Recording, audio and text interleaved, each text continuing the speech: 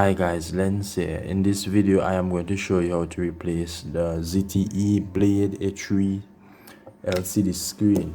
You take the battery out, you remove all the screws, then you take the back off. You can take this off very easy. Release all the clips around the side and you take off the back. Release all the clips around the side and you take off the back.